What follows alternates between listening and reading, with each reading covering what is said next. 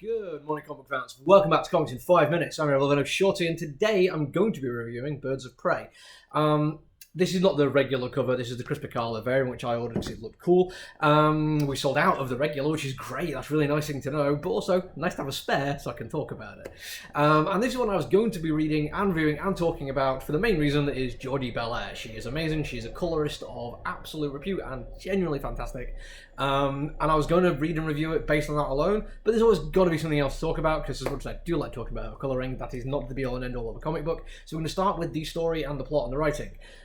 There's a bit of intrigue at the start of the plot for this one. Maybe it's just because I don't read much Black Canary, but I don't really know what's going on in her life in the comic books at the moment. I didn't even know she had a sister, but something's happened with her sister, and she has to get a bunch of people together to go and solve a problem. I don't even want to say rescue her, because there's a lot of stuff which is kind of like kept as reveals and spoilers to the end.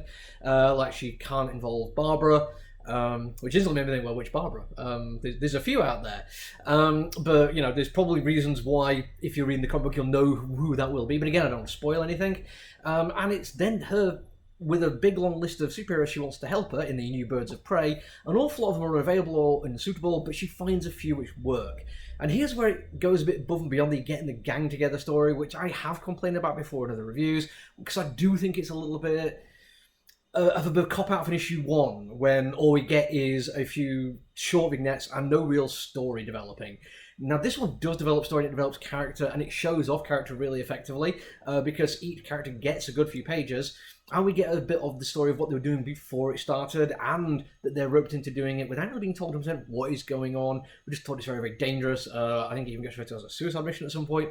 And each person gets characterization for how they go about things. For instance, Cassandra Cain, the Batgirl, or Little Bat as she's referred to, has to tell a story about Harley Quinn to convince everyone to get Harley involved, but she doesn't vocalize much at all. It's like she's known for this.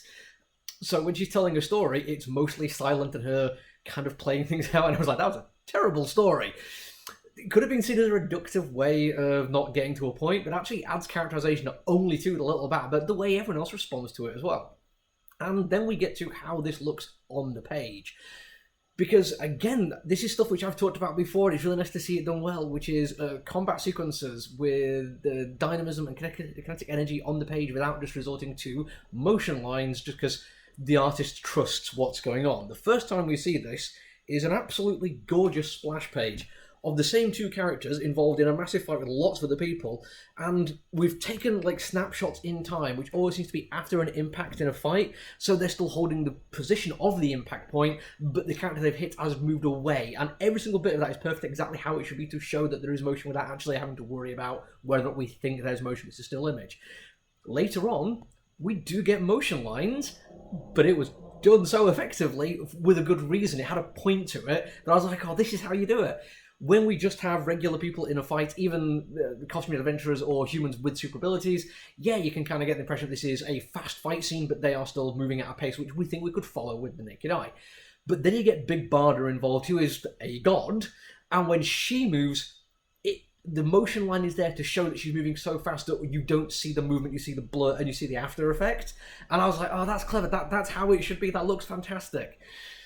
Throughout the comic book this happens. There's moments where stuff is allowed to just be itself, and other times where we do see odd bits of motion. There's also fantastic bits where we see a frame or panel within panel in an action sequence of something being thrown to one side, and then multiple panels following where it goes throughout as we're focusing on one bit of action to again show time moving quickly in this bit, but slowly because there's a conversation happening in this bit.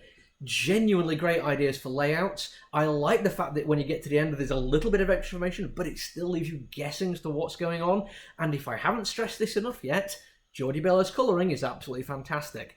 She doesn't go OTT on this one. It feels like it's a bit more grounded in her colouring. It is still rich and deep in places, but the colours aren't bright or garish or unnecessary. Even the big action sequences, the people in costumes, it feels like everything is done just to highlight important things, so she knows not to lay it on too thick. She also has an amazing knack for doing light and shadow. There's a fantastic shot of four of them in a room discussing the idea of that they need a fifth, which is very much a kind of cool idea because it's noir written as a box out text from the narrator, which is Black Canary, saying this might not be enough, we need a fifth. Then her vocalizing, we need a fifth.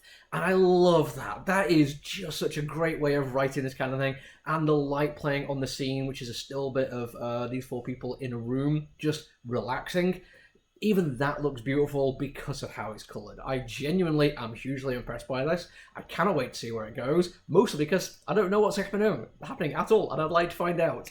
This is how you intrigue somebody with Unknown. This is how you build up suspense and make people want to come back. Genuinely great comic book. I hope if you're reading it, you enjoy it too. And that's it for me today. I'm probably for the week as well. I'll see you when I see you. Until then, look after each other, everyone. Bye!